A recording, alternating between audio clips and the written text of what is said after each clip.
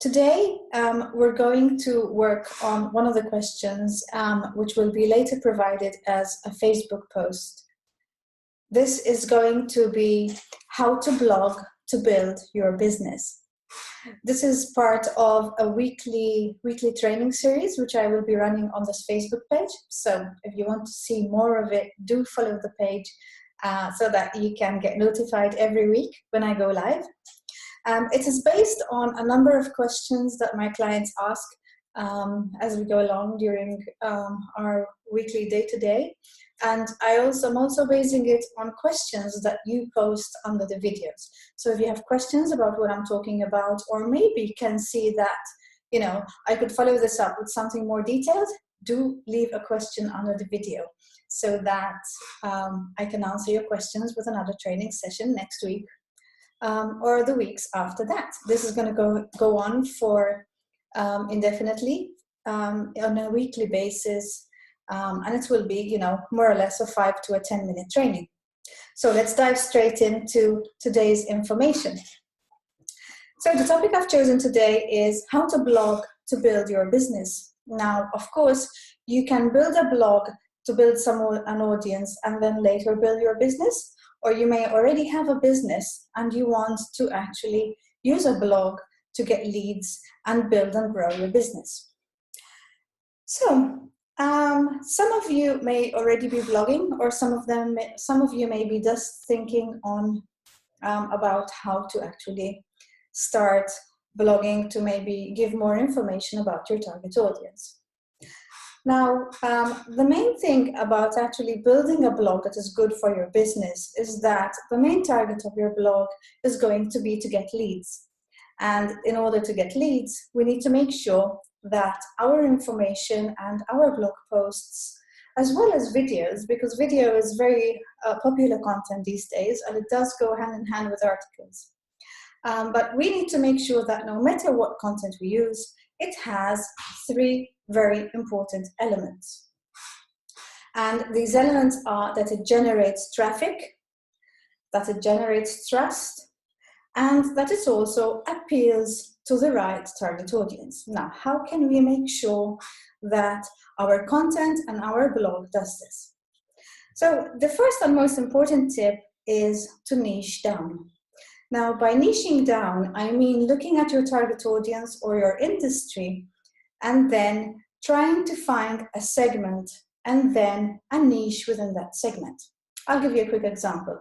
For instance, let's say my target audience is small businesses. That is a good target audience. However, if I segment that and choose one segment, I could go, for instance, for small business that is family owned. So, okay, family small business. I could then choose a niche within that particular segment, and I could go for family businesses that are going through fast growth. So I would choose that as my niche and make sure that my content is tailored for this specific niche. The next thing I need to do is to make sure that my content is search engine optimized.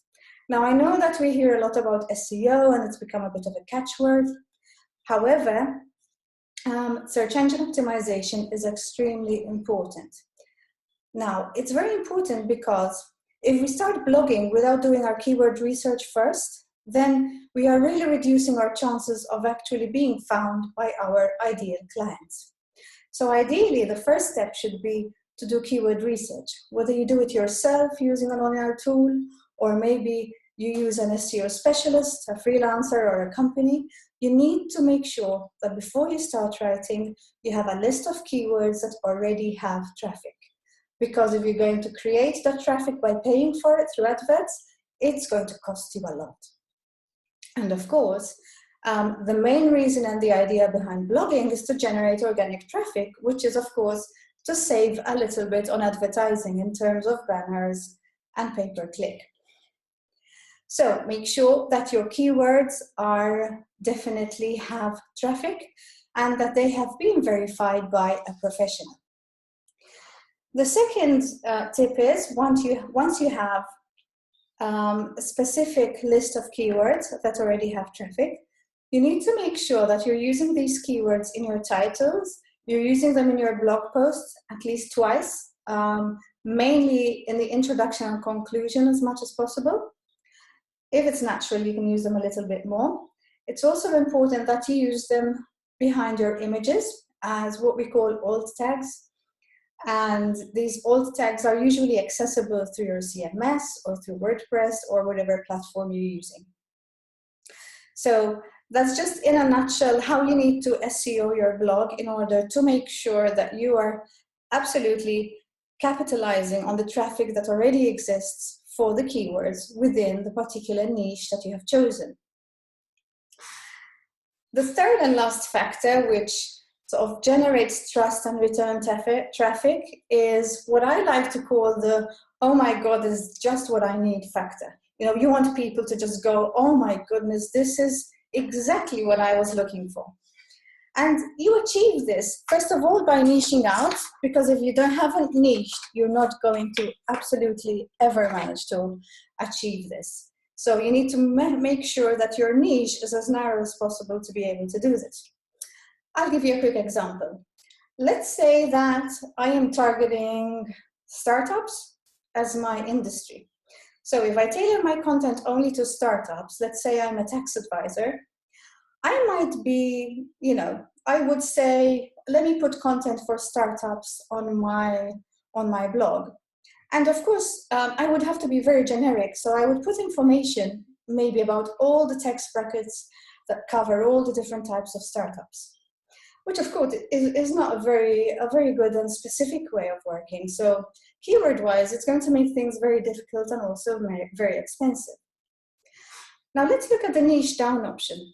If we've niched down, for instance, from startups to tech startups that sell software online, it's a very specific niche. Therefore, I can specifically find information like, you know, what taxes you need to pay when you're selling digital products internationally. And now, of course, now we're talking, because as soon as I mentioned that something very specific to the ideal client that comes from that niche, you know, if they own a startup that actually has software for sale online, and they're going to need to know the tax brackets. They might be looking online for that. As soon as they see that you're talking directly to them as your target audience, they're going to say, wow, this is really relevant to me. And they will return to your website. And over time, as they return and they find specific information that is really tailored to their business phase and to the way their business is growing and the phase that they're in, the problems that they're facing, then they're going to generate trust. They're going to start trusting you. They're going to say, oh, this is a very good source for the kind of information that I need right now. And once you generate that trust, it becomes much easier for these people to become your leads. They might give you their email address in exchange for a download with information that they need specifically. They might be willing maybe to do a free consultation during which you can pitch your own products or your own services. So this is how, you know, going niche and making sure that you have traffic will automatically make sure that you start getting more leads and that you are in a better position to close these leads when you come into contact with them. I will be adding some specific information to the blog that will carry this video. So I will add some examples. I will also add a checklist to help you niche down, to help you find your own niche, you know, a step-by-step process. People find it difficult to niche usually, you know, when I talk to clients, whether I'm coaching or whether I'm doing the done for you option in a strategy session. Usually people find it difficult because they are afraid of excluding a part of their target market. Well, the good news is that you don't have to really choose, you know, you are only choosing where to begin. You're not ruling out all the other niche target markets that you already service. All you're doing is making sure that you start with one.